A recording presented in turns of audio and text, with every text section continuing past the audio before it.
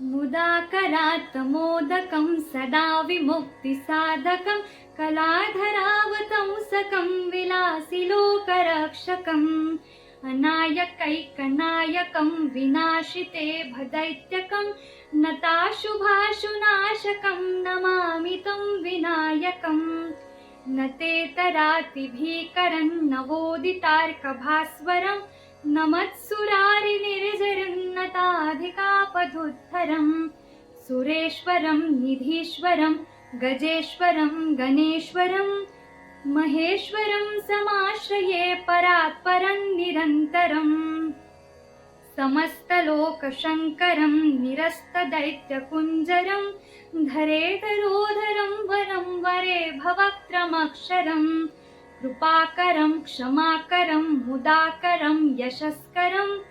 मनस्करं नमस्कृतां नमस्करोमि भास्वरम् अकिञ्चनार्तिमार्जनं चिरन्तनोक्तिभाजनं पुरारिपूर्वनन्दनं सुरारिगर्वचर्वणं प्रपञ्चनाशभीषणं धनञ्जयादिभूषणं कपोलदानवारणं भजे पुराणवारणम् नितान्तकान्तदन्तकान्तिमन्तकान्तकात्मजम् अचिन्त्यरूपमन्तहीनमन्तराय कृन्तनम् हृदन्तरे निरन्तरं वसन्तमेव योगिनां तमेकदन्तमेव तं विचिन्तयामि सन्ततम्